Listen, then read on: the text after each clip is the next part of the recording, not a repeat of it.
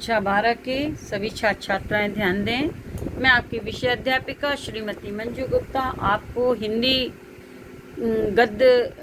पुस्तक के गद्य खंड का पहला पाठ राष्ट्र का स्वरूप वासुदेव अग्रवाल उसका पहला जो राष्ट्र के स्वरूप का पहला जो मुख्य अंग है भूमि उसको पढ़ा रही थी।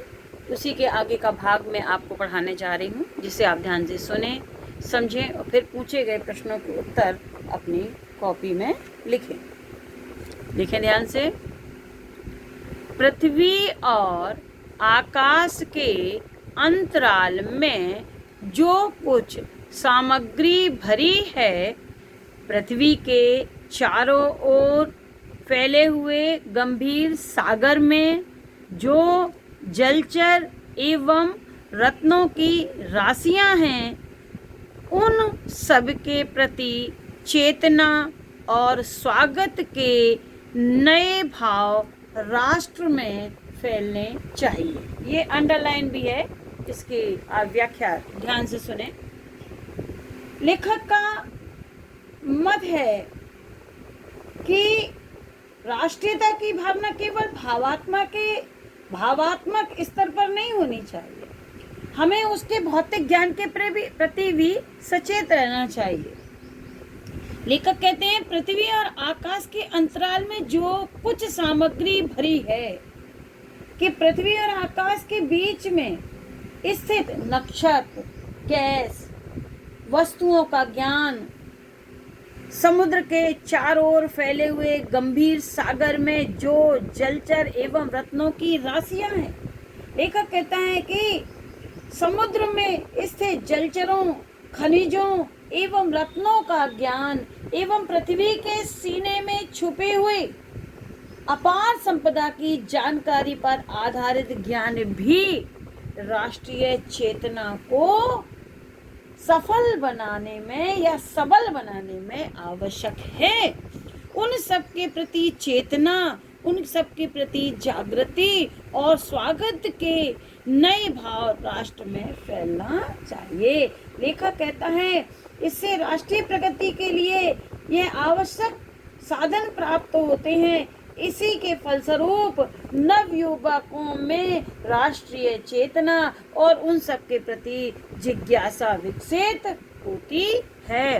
राष्ट्र के नवयुवकों के हृदय में उन सब के प्रति जिज्ञासा की नई किरणें जब तक नहीं फूटती हैं, तब तक हम सोए हुए के समान हैं। लेखक कहता है राष्ट्र के नवयुवकों में जब तक इन सब के प्रति जिज्ञासा नहीं जागृत होगी और ये जागरूक नहीं होंगे, तब तक राष्ट्र को सोए हुए के समान समझना चाहिए। उस राष्ट्र को सुसुप्त अवस्था में समझना चाहिए। जब तक वे जागृत नहीं होंगे तब तक राष्ट्र का विकास नहीं होगा, न राष्ट्रीयता की भावना जन्म लेगी। आगे देखें, विज्ञान और उद्यम दोनों को मिलाकर राष्ट्र के भौतिक स्वरूप का नया ठाठ करना है, नया ठाठ खड़ा करना। लेखक कहता है कि किसी राष्ट्र के भौतिक स्वरूप को उन्नत बनाने के लिए सबसे जरूरी बात यह है कि विज्ञान और उद्यम दोनों एक साथ मिलकर काम करें।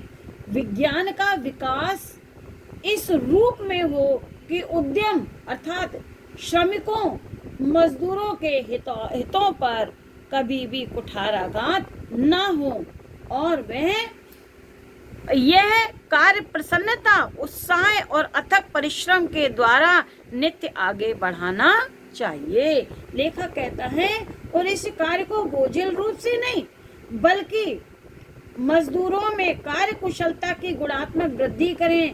कार्य के लिए किसी पर दबाव नहीं होना चाहिए, सबकी सहमति हो, इच्छा हो, प्रसन्नता होना चाहिए। उत्साह और अथक परिश्रम के द्वारा कार्य किया हुआ अथक उत्साह और परिश्रम के द्वारा किया गया कार्य राष्ट्र को आगे बढ़ाता है। हमारा यह ध्येय हो कि राष्ट्र में जितने हाथ हैं उनमें से कोई भी इस कार्य में भाग लिए बिना रीता ना रहे। रीता माने खाली।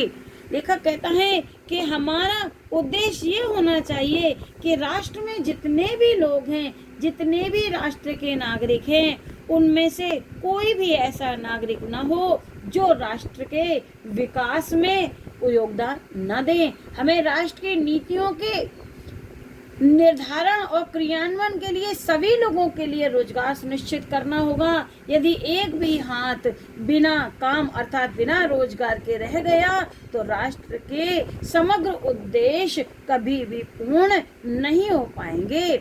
एक भी खाली हाथ राष्ट्र के सौंदर्य के लिए, राष्ट्र के विकास के लिए हमारे लिए कलंक के स्वरूप प्रतीत होगा। तभी राष्ट्र की पुष्कल समृद्धि और समग्र रूप मंडन प्राप्त किया जा सकता है। तभी राष्ट्र की पुष्कल समृद्धि और समग्र रूप मंडन प्राप्त किया जा सकता है।